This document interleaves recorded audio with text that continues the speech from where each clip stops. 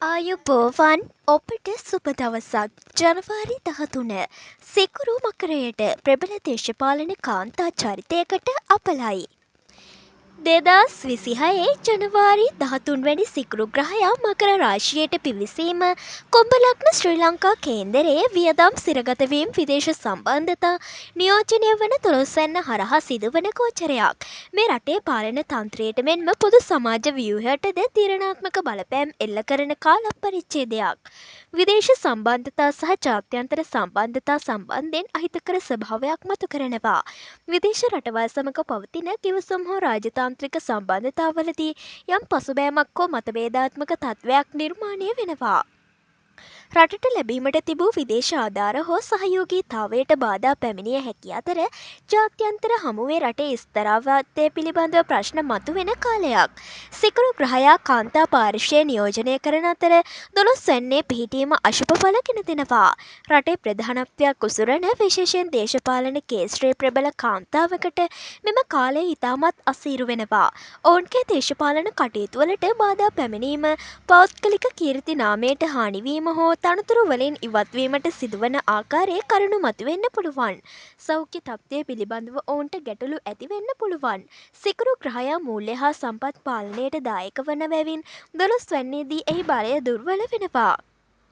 රටේ ආර්ථික තත්ත්වය පිළිබඳව සැලකිය යුතු යහපතක් පෙන්නුම් නොකරනවා. වෙළඳ පොළ තුළ බඩු මිල අසීමිත ලෙස ඉහළ යෑම සහ පාරිභෝගිකයාගේ මිලදී ගැනීමේ ශක්තිය හීනවීම නිසා වෙළඳාම අඩාල වෙනවා. කෘෂිකාර්මික අංශයටද මේ තරම් යහපත් කාලයක් වන්නේ නැහැ. වගා කටයුතු වලින් බලාපොරොත්තු වන අස්වැන්න නොලැබීම හෝ අස්වැන්න අල්වි කර ගැනීමට නොහැකි වීම නිසා කොවින්ගෙන් පීඩාවට පත්වෙන්න පුළුවන්. කේන්දරයක 12 වැන්න යනු රෝහල් බන්ධනාගාර සහ හුදකලා ස්ථාන නියෝජනය කරන භාවයයි. රෝහල් සහ බන්ධනාගාර පද්ධතීන් තුළ විවිධ ගැටලු සහ නොසන්සුන්කාරී තත්ත්වයන් ඇති වෙනවා. ඖෂධ හිඟේ හෝ බන්ධනාගාර පරිපාලන ගැටලුව නිසා මහජන විවේචන එල්ලවීමට ඉඩ ඇති බැවින් අදාළ අංශ මේ පිළිබඳව දැඩි අවධානයක් යොමු කළ යුතුයි.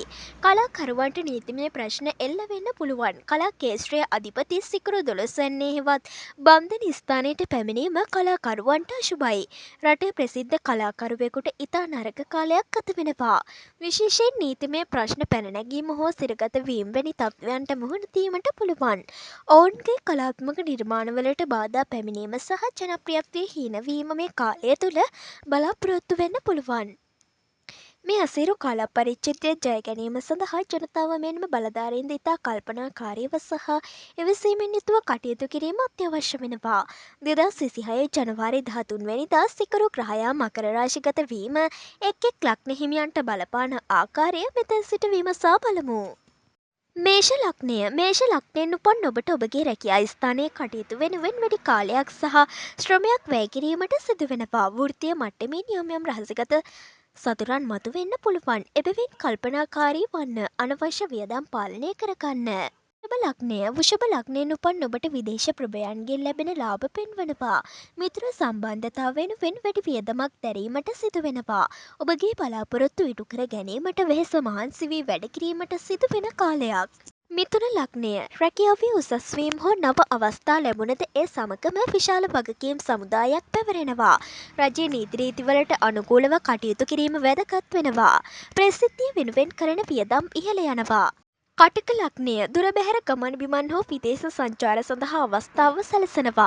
උසස් අධ්‍යාපන කටයුතු වල නිරත වන අයට බාධා මතුවෙන්න පුළුවන්. පියාගේ සෞඛ්‍ය පිළිබඳව සැලකිලිමත් වීම වැදගත් වෙනවා. සිංහ ලග්නය හදිසි ධනහානි හෝ අනපේක්ෂිත වියදම් ඇති වෙන්න පුළුවන්. සෞඛ්‍ය සම්බන්ධයෙන් ප්‍රවේශම් විය යුතුයි. විශේෂයෙන්ම මුත්‍රාශ්‍රය හෝ වකුගඩු ආශ්‍රිත රෝගාබාධ ගැන අවධානය යොමු කරන්න. රහස් පරීක්ෂණ කටයුතු වලට සුබයි. කන්‍යා ලග්නය හවුල් ව්‍යාපාර සහ විවාහ ජීවිතය තුළ යම් මතභේද පැන නැගීමට ඉඩ තිබෙනවා.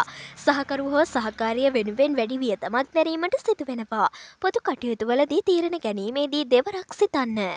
තුලා ලග්නය සතුරන්ගෙන් ජය ගැනීමට හැකිවත් ඒ සඳහා විශාල වෙහෙසීම් දැරීමට සිදු වෙනවා. ණය ගනුදෙනුවලදී ප්‍රවේශම් වන්න. රෝගාබාධ සඳහා වියදම් කිරීමට සිදුවන බැවින් කල්පියා සෞඛ්‍ය ගැන සැලකිලිමත් වන්න. වෘශ්චික ලග්නය ප්‍රේම සම්බන්ධතාවලට බාධා මතුවෙනවා. දරුවන්ගේ කටයුතු වෙනින් සැලකිය යුතු මුදලක් වැය කිරීමට සිදු වෙනවා. නිර්මාණශීලීව කටයුතු වල නිරත වන අයට නව අදහස් ලැබුණද ඒවා ක්‍රියාත්මක කිරීමේදී බාධා මතුවෙනවා. ධනු ලග්නය ගෘහ ජීවිතයේ සතුට යම් ප්‍රමාණයකට අඩු වෙන්න පුළුවන්. නිවසට අලුත් වැඩියාවක් හෝ වාහන නඩත්තුවක් වෙනුවෙන් වියදම් අධික වෙනවා.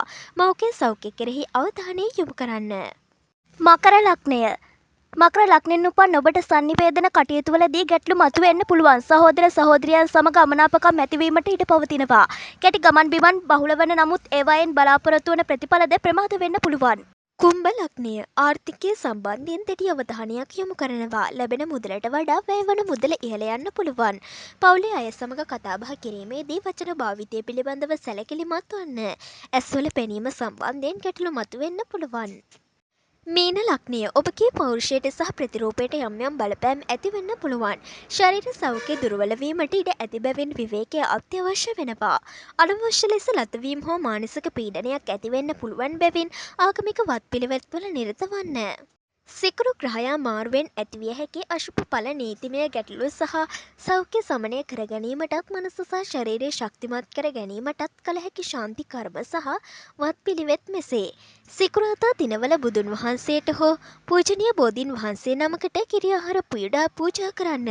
සිකුරාදා දිනවල සන්ධ්‍යා කාලයේදී සුදු නෙළුම් හෝ පිච්චමල් පූජා කර සුවඳ ධූපයෙන් වන්දනා කරන්න. සිකුරු ග්‍රහයාගේ අධිපති දේවතාවිය වන ලක්ෂ්මී මෑණියන්ට පහන් දැල්වීම සහ ලක්ෂ්මී ස්තෝත්‍රය ගායනා කිරීමට මුල්‍ය අපහසුතා දුරු කිරීමට හේතු වෙනවා. සිකුරු කාන්තාව නියෝජනය කරන බැවින් වෙන්ද බොහෝ අසරණ කාන්තාවන්ට සිකුරු ආහාර ඇඳුම් පැළඳුම් හෝ බෙහෙත් ද්‍රව්‍ය පරිත්‍යාග කිරීමෙන් අපල දුරු වෙනවා. සිරගත වූවන්ගේ සුබ සාධන සහ දරුවන් සිටින මව්වරුන්ට උපකාර කිරීමෙන් ප්‍රශ්නවල නිදහස් වීමට මඟ පාදනවා.